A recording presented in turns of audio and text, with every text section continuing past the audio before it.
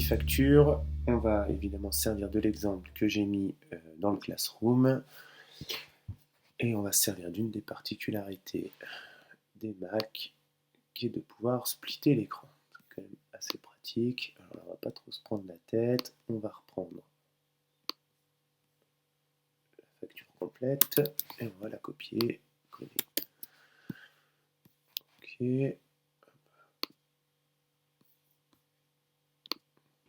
Alors, on va adapter un petit peu tout ça pour avoir quelque chose d'à peu près lisible. Voilà. Alors là, par contre, on va devoir enlever évidemment les unités. Excel, sinon, il ne comprendra pas qu'il faut multiplier les chiffres.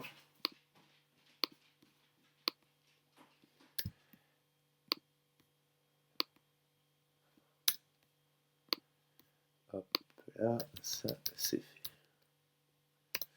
On va ici enlever les pourcents, ça risque sinon de poser des problèmes. Ah oui, il les a déjà compris en pourcentage. Alors, je vous déconseille d'utiliser le mode pourcentage, qui est quand même pas terrible. Voilà, on va laisser en mode nombre, parce que sinon ça va écrire 0,20. Voilà.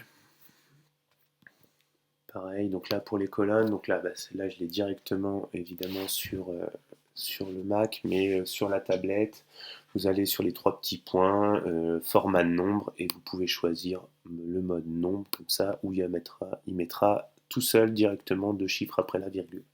On va le faire aussi ici, comme ça on aura directement les prix au bon format. Donc voilà, là notre facture elle est prête. On a quand même quelque chose d'important, hein, c'est évidemment d'externaliser de la facture, pas les mettre ici les pourcentages, pour qu'on puisse s'en servir en mode de calcul. Comme ça, si on change le montant de la remise, enfin le pourcentage de remise ou le taux de TVA, évidemment, hein, Excel pourra aussi adapter tous les calculs. Donc cette partie-là, avec ce qu'on vient de voir, ne devrait pas être très compliqué. Donc égal pour exprimer qu'on utilise une formule, on sélectionne celle-ci, on fait multiplier par celle-là, et on met égal. Il fait le calcul tout seul. Comme c'est la même chose pour les 5 lignes, je fais étendre vers le bas. Alors sur la tablette, je rappelle, on clique sur la cellule, on a le petit bandeau noir qui apparaît, on appuie sur remplissage, et là on a les petits carrés qui apparaissent, et on fait étendre vers le bas. Donc voilà, pour déjà tous ces calculs, donc une demi-seconde pour les faire. Là, pour le total, on va utiliser aussi une fonction. Comme on doit tout ajouter, en mathématiques, le résultat d'une addition, c'est une somme. Donc on commence à écrire somme. Il le propose, on clique dessus.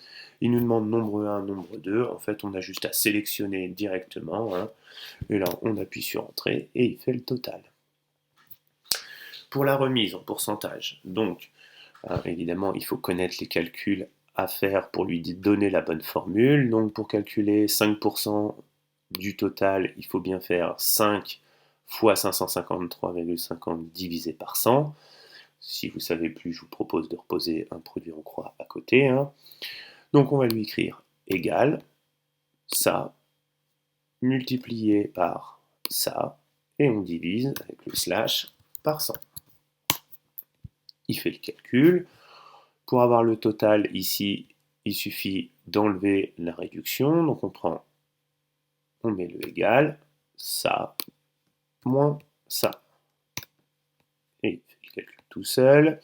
Pour la TVA, pareil, 20% de 525,83 égale B10 du coup, multiplié par celle-ci, et on divise par 100. Et pour finir, on n'a plus qu'à ajouter celle-ci avec celle-ci. Et voilà, c'est terminé. Il n'y a plus rien à faire. L'avantage, c'est que si je change un des prix unitaires, ça va changer le résultat dans le montant total, le résultat dans le prix total, recalculer la remise, recalculer le total net, recalculer la TVA et recalculer le net TTC. Donc, je vous fais un exemple. Ici, je vais mettre 27,70 Et vous allez voir, alors attention, ça va être rapide, hein, puisque ça va changer automatiquement celui-ci, celui-ci, celui-ci, celui-ci, celui-ci et celui-ci. Attention, magie. Et voilà, bon, si vous regardez bien surtout, on voit bien que le dernier prix a changé, c'est bien que ça a marché. Évidemment, ça fait pareil si je change une des quantités, donc vous regardez, 640,91, là j'en achète 4, ça va forcément augmenter, 672,49, ça a bien changé. Si je change, et c'est pour ça que c'est intéressant de le mettre ici, hein, le pourcentage de remise, si finalement je fais une remise de 7%, et ben ça calcule, là on était à 29,50, on passe à 41,29, et il change le total net, et il change le pourcentage de TVA, enfin le montant de la TVA, pardon, et du coup le net TTC. Pareil, si je change le taux de TVA qui passe à 10%. Si vous avez des produits qui sont à des TVA différentes, vous pouvez insérer la TVA, par exemple, dans une nouvelle colonne à la suite, pour le calculer indépendamment, évidemment. Donc voilà, grosso modo, pour les factures.